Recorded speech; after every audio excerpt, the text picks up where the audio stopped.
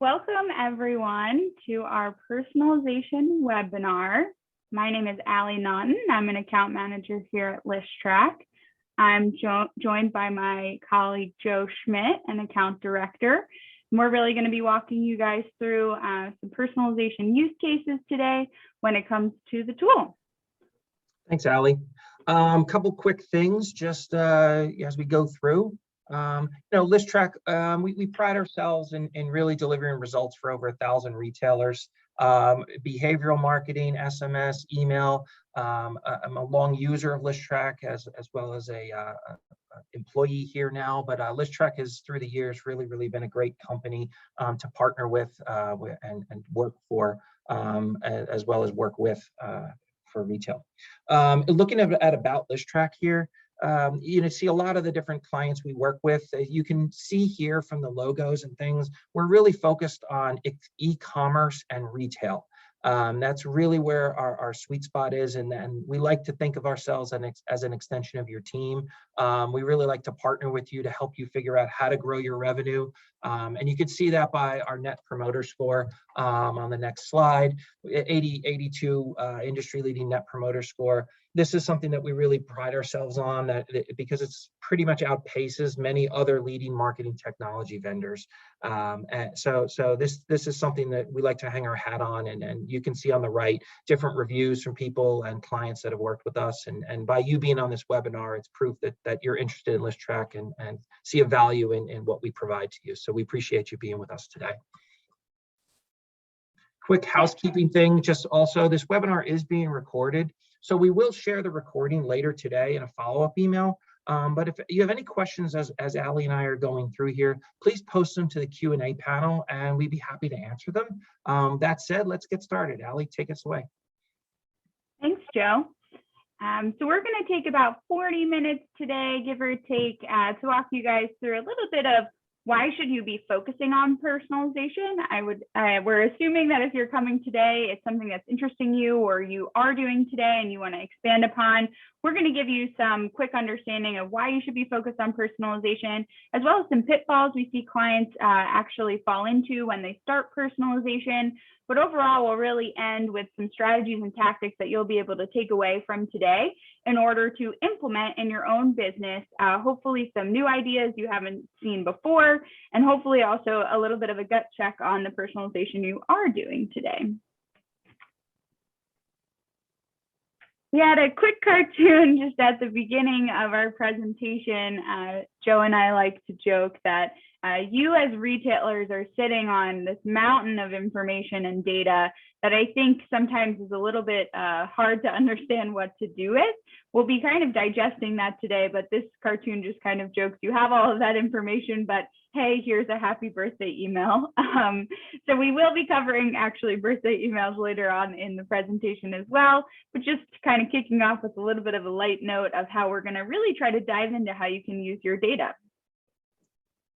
Thanks, Allie. So taking that note of all that data, many of you in the retail space have probably been asked at one point or another by a manager, a director of e-commerce, a CMO, et cetera, what kind of personalization are we doing? And the answer is probably yes.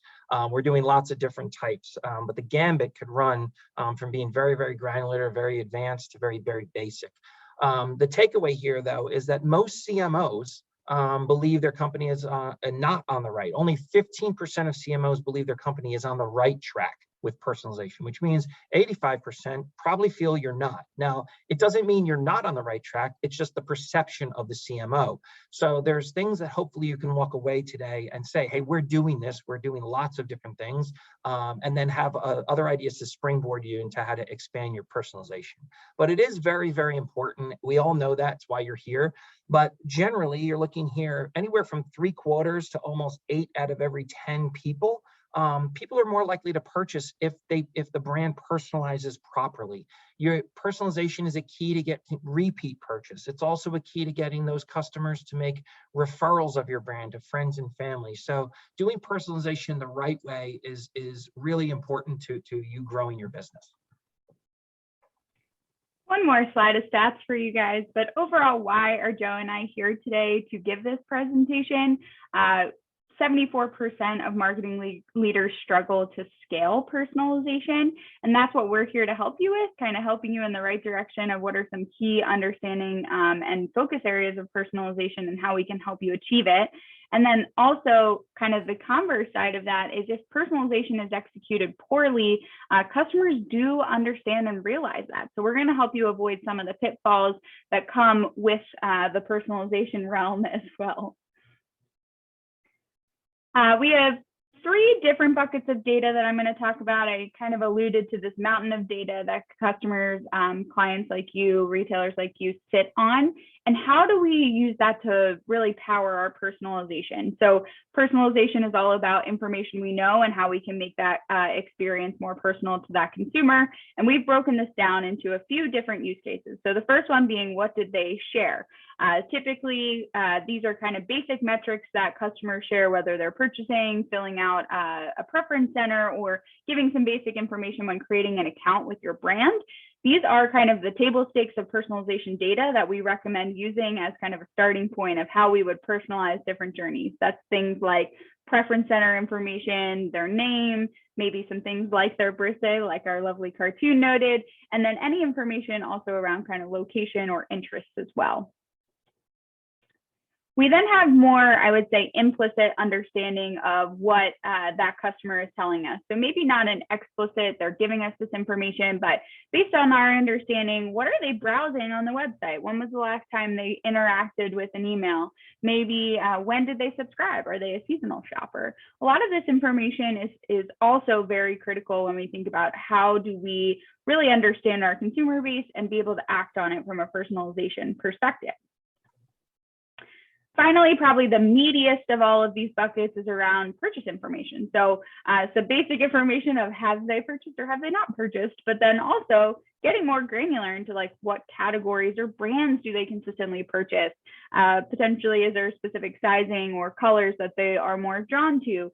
All of those are pieces of information that we will touch on later in this presentation, just around how you personalize even better to that end consumer.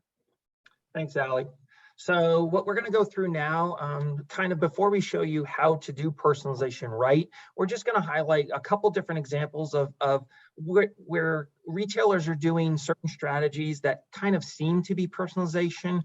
They might be scratching the surface, but kind of missing the mark. And these are things we're going to point out that your contacts are probably noticing. To Allie's point of those 38% of customers or contacts that are likely to leave if you get it wrong, we want to just call out some of the higher level things that are maybe hurting your personalization efforts or holding you back. So Allie's going to start here with our first one. Sure. So we have the first personalization pitfall, as we're going to call it, is just around how you might use default values. So a great example of a basic personalization effort is putting, say, like first name in your subject line. That can be great if you have that information, but then you can also think about how if you don't have that information, what are you defaulting to? In this use case, this person is defaulting to valued customer. If you think about it in the lens of essentially someone who has not purchased, this is not very personalized to them. They are not a customer of your business. They don't really think they should be considered a valued customer. And it's a great example of something that seems kind of lighthearted there, but will also contribute to not a great personalization journey for those users who have never shopped. Other key pieces of information here are just information like wording like VIP customers, that valued customer call out, maybe even a promo code that's called VIP. These are all things that if that customer has never really shopped with your brand, but it's just part of your list, this will seem really like a non-personalized email to them and might actually flag them and turn away from your business. So we recommend really being thoughtful about some of those default values and the creative that you're using in your messages to kind of avoid this pitfall when we think about personalization. The second one is around segmentation. So that first example was one where you're sending to a whole base and you're not really segmenting. We also see people who are segmenting and thinking through the segmentation, but not actually changing the content based on their segmentation at all. So this is a good use case of maybe I want to segment for men's versus women's. You're sending 2 separate sends, but really the only thing you're changing is maybe the subject line that puts men's in front of women's or women's in front of men's, which really won't have much impact. So this is a great use case of a pitfall that we typically recommend thinking through. Then the creative side of that, if you are segmenting, maybe swapping out that top banner with a men's image, maybe linking to the men's landing page.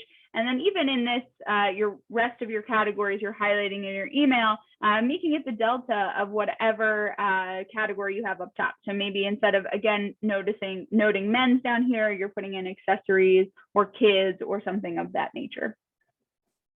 Thanks, Allie. The next pitfall we call is kind of the other end of the spectrum. So on one side where we just covered off where you're kind of treating everybody the same, the analysis paralysis pitfall, and believe me, I've been there, is where you get into this rut where you're trying to account for every single scenario. And you might effectively ignore the biggest opportunities. So if we go to the next slide, let's take a look at a typical audience. Let's assume all of these contacts, these 50 people, represents 100% of your master list or your marketing audience. To just send one message to all of these people without knowing anything about them, yes, we can do that. We would say, you know, there needs to be some level of personalization to make those messages more effective.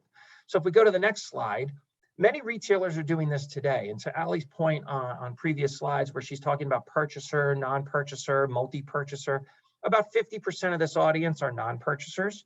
The light green represents single purchasers. It's about 36% of the audience, and another 14 are multi-purchasers.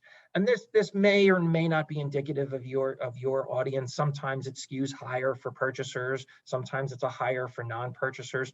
But many retailers are doing a level of personalization at this level, targeting single purchasers, non-purchasers. So it's a step in the right direction. Where this can go wrong in the analysis paralysis is someone in the room, and I'm guilty as charged of doing this in the past, says, oh, the data shows that the light or the bright pink magenta person in the bottom, the multi-purchaser in the bottom with the pink head, they have their average lifetime value of these customers is 4 times everybody else. We should do targeted campaigns to them. Know this, all the effort you're going to put in to message those people may only target 2% of your audience. It may help profitability. It may increase that group purchases among that group, but it's not going to be this massive needle swing in driving revenue. Similarly, in that same meeting, think about this, all the yellow-headed people, 14% of your non-purchasers, it's about 12 and another 4. So 30% of your audience are people that have either browsed, purchased 1 or 2 times the yellow, orange colored category. So if you think about focus on those first, that's 30% of your audience. It'll be a very large group. You'll get more bang for the buck for the effort you're going to put in on building messages and triggered messages to these people. And then look to the next group. The next one would be the blue group, the dark blue group. That's 22% of your audience. Target them. One would argue on the next one, you could either target the red group, which is 12%, or target that 16% all the way at the bottom. You have 16% of your audience are non-purchasers. Do some kind of lead gen, do some kind of personalized message to get subscribers who have never purchased to purchase. And by doing that, you're focusing on larger groups of people. Once those are in place and those are live and moving, and you've got a strategy for those categories, then look at doing more niche targeting. But certainly there is no way to account for every single combination. I haven't even thrown in here gender, subscribe date, last purchase date. If you start throwing in 6 and 7 different criteria, this could easily explode into something that's unmanageable. And that's the pitfall. Don't go so granular that it's not executable. Thanks, Joe. So what we'll move into through the rest of this presentation, we like to start with the pitfalls to just talk about what we recommend avoiding as you start thinking about your personalization journey for the brand. We're going to break down now from a perspective of basic, intermediate, and advanced, different use cases of how you can leverage personalization. Everyone has kind of a question mark on what is personalization. We're going to give you guys real examples of what our clients are doing today that qualifies as personalization, and really what we recommend kind of starting with a crawl, walk, run approach with. So from a basic perspective, one of the things that almost all of our clients are doing today is applying audience level filtering. So this might not seem like personalization, but the thought process is you are sending those typical broadcast promotional sends to your active group of individuals, and that in itself is personalization. So we recommend every client doing this to make sure you're reaching a relevant audience from that perspective, and you're not reaching inactive users. Second example of basic personalization is around utilizing profile field information. So the basic example that we used actually in our pitfall slides were around using first name. So that's a very basic one that most brands are using today in some capacity, whether in subject lines, in this use case, in a header, that we recommend if you have some of that basic information, certainly insert it to make a more personalized experience for that end consumer. Thanks, Allie. Moving on, send time optimization. You might not think of it as personalization, but if the goal is to get something to inbox when someone is waking up in the morning, and you send 8 a.m. Eastern to everyone, many people on your list might be getting that at 3 or 4 in the morning. So using based on the context time zone is a great way to ensure that you're hitting the customer in their inbox at the time you specifically want them to get the message. So it's an easy way to personalize. It's a subtle way, but definitely effective. And definitely something people miss because it's such a small little button. Product recommendations. I could talk for hours and months and years about how to leverage product recommendations. The long or the short of it is these have been around for a very long time. Dynamic product recommendations are kind of a table stakes now. Getting those into your messages enables you to effectively make every message unique to every customer. So even if without changing a header graphic or a main or even an offer, just by putting product recommendations in there that are tailored to that person's behavioral activity or their purchase activity is going to make the message seem more personalized than if they were not in there. So strongly recommend if you're not doing product recommendations, you should be. Last two examples here, adhering to preference center information. So I would say a handful of clients will use preference centers to be able to give options of opting down or snoozing the frequency of emails. Preference centers are also a place where you can get potentially more granular information about what content that consumer wants to hear about. So in this use case, women's, men's, kids. And we typically recommend if someone is taking the time to give you this information and ask that you give them more information about a certain category, you adhere to it. That's some of the things that I think get dropped and not thought about from a personalization side. But if someone is asking to only really see women's content, really make sure that that is what they're targeted to and you're not overwhelming them with other categories that they did not ask to receive. The converse use case of that is actually also encouraging people to complete their preference center information as well. So zero-party data is a really fun topic these days that a lot of brands are talking about. And you can easily create campaigns, whether they're automated or not, to send to different groups of people who haven't filled out this information to collect more of that data in order to continue to personalize. Lastly, in this section, we are doing, in each of these sections, we'll do kind of a triggered messages that we recommend based on personalization and site interaction. The three basic ones, if you do know other ones that we recommend, would be welcome series, browse abandonment, and cart abandonment, based on what they're doing on your website, how they're interacting with your brand, and signing up with your brand.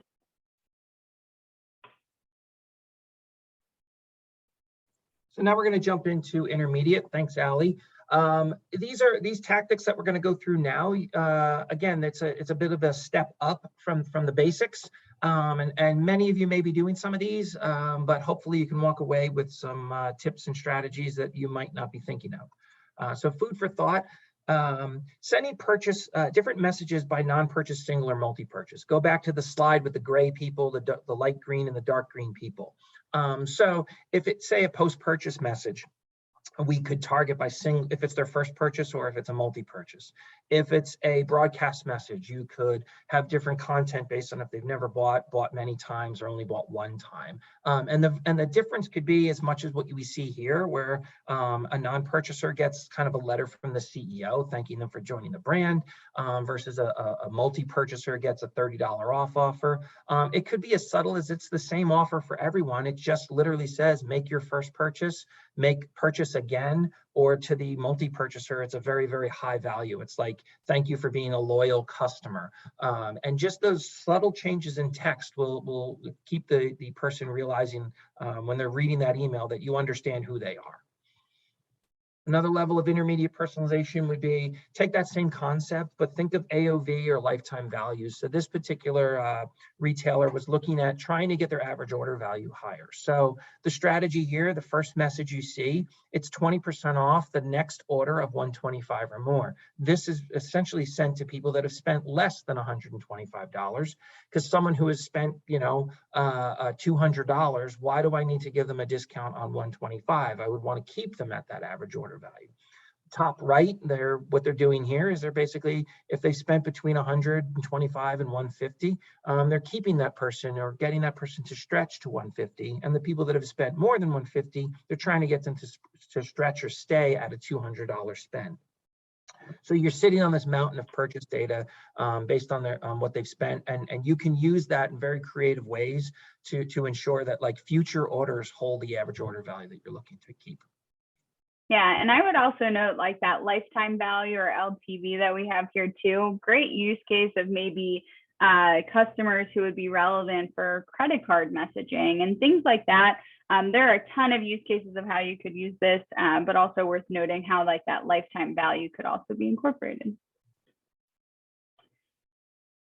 So then from a send segmentation perspective, when we think about other use cases of segmenting sends based on information that we know about the consumer, this is a good use case for gender send. This could be a good use case if in our preference center example, someone had checked they only want to receive women's content versus men's content.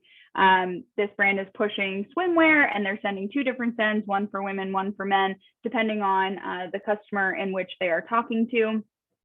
The other use case we have here is around age. Maybe you have a brand who there are different products that are beneficial depending on the age that that person is or the life cycle that they're in.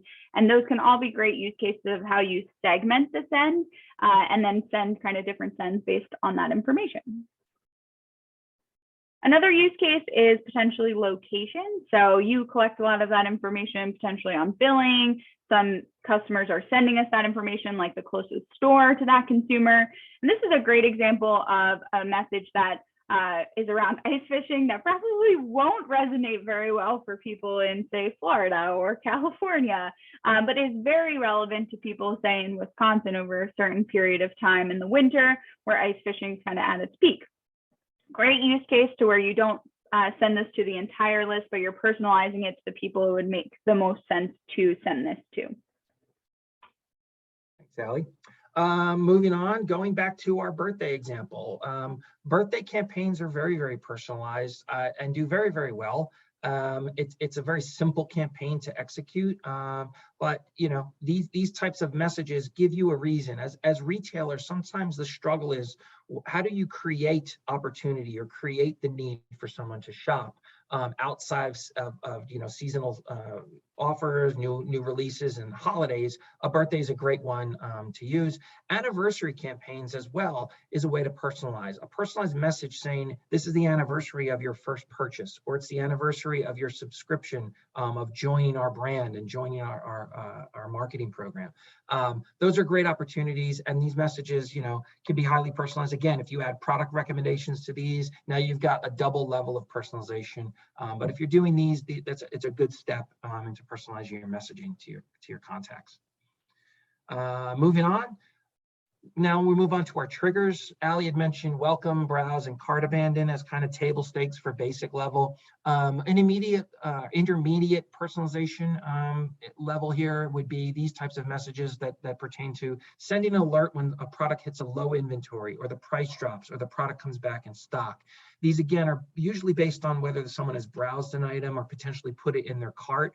Because of that, it's very, very targeted to the person's behavior. They tend to drive very, very high revenue per message sent.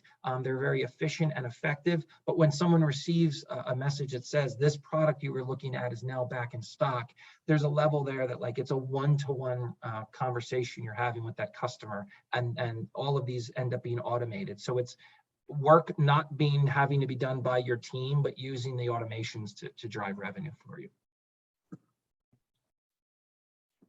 Our last two in intermediate personalization, one around post-purchase campaigns or conversations or journeys. I could have put any use case on this slide, just around if someone purchases, you can do things like a generic thank you, but you can also be segmented in how you are talking to those consumers after they purchase. Even with a certain number of days after purchase, you're engaging with them and talking to them, whether that be you might have products that could be upsold based on what they purchased, or maybe it's just more informational around the products that they purchased in general and how to care for them or style them or use them. Lastly is sending a recurring automated campaign. So this is something account managers refer to as a rack campaign. It is leveraging product recommendations, which is in our basic use case of personalization, but using it actually to replace a send in a week where you can really be specific in this email to that end consumer. So you might be segmenting this on different algorithms. So things like what's new, top sellers, maybe even trending items. Some people will do what's on sale this week if they're a really sale-driven consumer. And then you can personalize that based on what you know about each consumer. So these are all individual emails based on the interaction that person has had with your brand and your different categories. So it makes it a very personalized email send throughout the week. Thank you, Allie. Drum roll, we're moving to the advanced personalization. These are your proven tactics to meet modern expectations. So as we go through some of the advanced tactics, some of these may or may not apply to your brand or even how your e-com platform works, but hopefully you can look at these and just think of maybe gets the creative juices flowing and brainstorming different ways where, you know, you could take that extra level for personalization. So the first one I would point out is ListTrack Predictive Analytics. So this is a product a solution essentially that's part of the ListTrack platform that's above and beyond your standard filtering. So as marketers, you're filtering down to a list or a segment that you believe you should send to, and you're targeting to those people. What predictive analytics does is it allows you to add or pull back people based on what their predicted behavior will be in the next 14 days. So the beauty of this is it's taking all the data that's being consumed by ListTrack and then saying who is most likely to purchase. Make sure I include those people. Who is most likely to unsubscribe? Maybe I pull those people out of sending them a message. If they have a coupon affinity, a discount affinity. A lot of this is based on the data you're sending us, but if you're interested in predictive analytics and you don't have it, talk to your account manager. Or if you have it and you want a deeper dive, definitely talk to your account manager. This is a really, really great tool to really target people a lot better or more refined than you might be doing today. Another advanced personalization tactic would be accounting for seasonality. So in my past lives, I worked at a lot of giftware and gifting type companies. So if someone subscribed in the Mother's Day period 3 years ago, and they bought in the Mother's Day period 3 years ago, there's probably a need that they came to me for a Mother's Day gift. So if you're a seasonal business, don't just send to people that have, if your standard send for your audience is people who have browsed or purchased, say, within the last 90 days or something like that. If you're doing a Mother's Day promotion, make sure you include those who subscribed or purchased in the Mother's Day periods for as many years as you've been on ListTrack, because inadvertently you might actually start pulling in not tens of thousands of contacts, but relevant contacts who may have purchased in a previous seasonal period that's relevant to what you're trying to promote and sell at the time. Awesome. Another good use case, which we're actually going to spend a decent amount of time at the end of this presentation walking you guys through, is what we call dynamic content. So some of you may have used this before. It's a function within Composer, which actually allows you to change out content based on filtering. So actually in the beginning of this presentation, when we were showing use cases of showing like a women's banner, being able to swap that out based on information you know is what dynamic content is. So this can be all in the same message, so that way you are not creating multiple messages to accomplish the same thing. You can just swap content depending on what you're looking for. So this example is actually recommendations based. So you want to swap your product recommendations slider for different algorithms depending on what we know about that consumer. So if the consumer has never purchased, maybe we want to use an algorithm like gateway products, or the products that are typically purchased first from new consumers, so that we can really talk to them about what they should purchase to really get them to that first purchase and over that hump. But maybe if they have purchased, you just want to show them best sellers in the category they've purchased or subcategory they purchased to get them to repurchase again. You can really use that dynamic content in any way around the content within Composer. So that could be used for different promotional offers as well, like Joe's example of your different tiers of promotion. You can do that and change that content, not in 3 different messages, but all in the same one. So this would definitely be an advanced form of personalization that we recommend using and is in the tool, easy to use. The other use case is we talked a bit around how you can segment your send based on location, but a bit more advanced is if you are sending us data around the closest store to that consumer or the store that they typically shop, we can also insert that dynamically into your messages as well. So this is obviously data dependent, but we can be very specific on inserting for each consumer what we have on profile for them. Maybe you don't have that information for a specific consumer. You can also use dynamic content to show them a more generic use case of that, of find a store near you and just link them to your store page. So you can get pretty granular here to make this a more personalized experience based on what you know about those consumers. Thanks, Allie. Moving on, thinking about quizzes, surveys, and polls. So this is very common within the skincare vertical. A lot of skincare companies will ask new subscribers to fill in a quiz about what their skin concerns are, and the results of that skin quiz comes back and is saved as profile fields on every contact's record. So it doesn't have to be limited to skincare; it could be any kind of brand or preference center. But if someone says their skin type is normal, but their concern is anti-aging, in this example, this client is sending a message specifically talking about how to combat anti-aging and wrinkles, what products would be part of that skincare routine. And then now you're delivering really, really targeted messaging and targeted product recommendations specific to helping that customer find and navigate through your brand, especially if they're a new purchaser, help get them to the right product. And you're leveraging the data they've given you. Surveys and polls are other examples. If maybe you take a survey or someone answers that they had a bad customer experience with the shipping was damaged, you might want to, based off of that response, give them a bounce back offer, asking them to shop again. Where the person who gives you 10s across the board, maybe you don't need to give them a discount on the next order because you knocked it out of the park with that customer. So surveys and polls and different information you're capturing, again, zero-party data that people are providing you, put it to use into figuring out how to message these people. And another fun tip from an advanced personalization perspective is if you don't actually have a poll or something like that created, you can actually write profile fields based on how people interact with emails. So it could also be you have kind of a quick use case of where people can click through to as well in your email, and you can write that profile information as well to that person's profile field too. That's a great point, Allie. Thanks. Thinking about product recommendations. So how can we make product recommendations a little more advanced? Say you're a footwear retailer and you're doing a promotion or a push on Nike, for example. You could build an entire merch block and recipe based around only showing a particular brand. In this case, only show Nike top sellers in the last 90 days. rather than manually merchandising that email, I could build a merchandise block that has 6 to 9 to 12 products, have a nice big hero image. This could be a recurring campaign, but you could effectively use product recommendations to focus on certain brands, colors, sizes, to really, really focus in on the products that someone is truly interested in.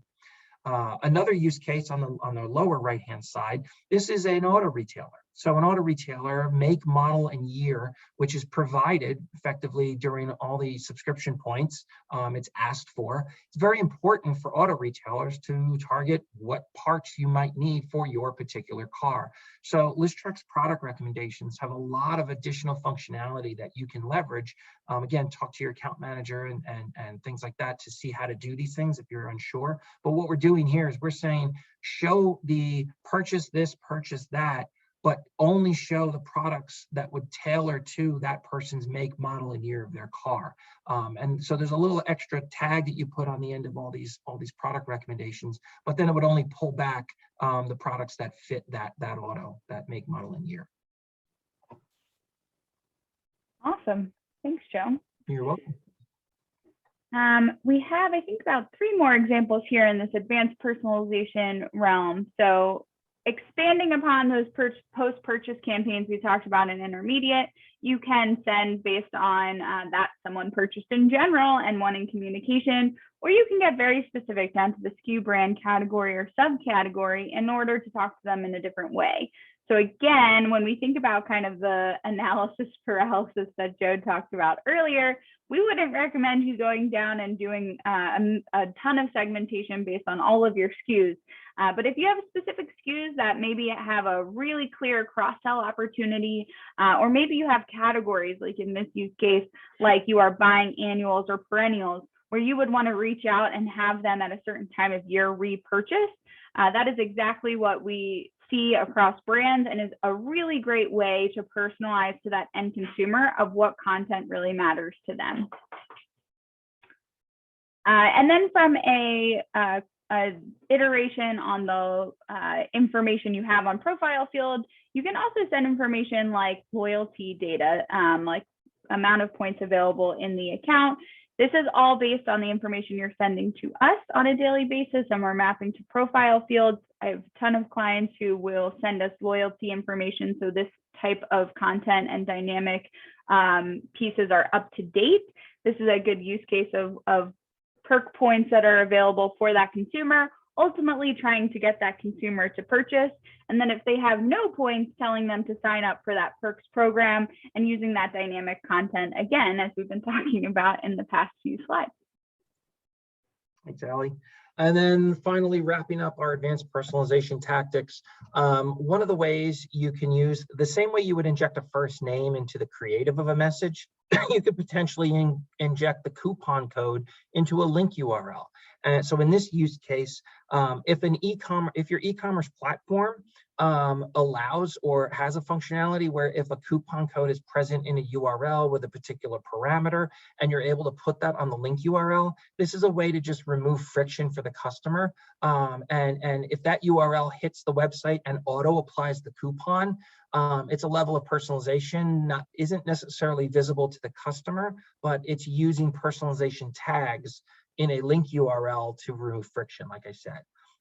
Other different creative ways we've seen people use personalization tags. And when I say personalization tags, it's the highlighted element in yellow there. It's when you have those double brackets and you're putting a profile field. In this case, this particular retailer records the birth month as 1 through 12 as numbers. And what they're doing is they're injecting that number into their Google Analytics campaign content and the Listrex version tracking analytics. This way, on their side in Google Analytics, without having to change the message that deploys every month, the message will say it's birthday 01 message 1, birthday 02 M1. And you can get visibility from an analytics standpoint by using personalization tags. So think about it as personalization to help your analytics team. Again, all of these things you would need to test and check and make sure they're working properly. But in these use cases, they did work properly and just added level of personalization. So we're moving to the power of dynamic content now. What I would say is if you can, and many of you, everybody probably has filtered a list at one point in time. So if you can filter a list, you can do dynamic content. What you need to do though is just plan out your logic. So taking the example from the beginning where we were looking at this particular message, we basically have a hero image at the top. You need to plan out what you're going to do. So effectively, we would say the VIP customer. Well, we want to have a banner for customers and a banner for non-customers. So ask your creative department for that.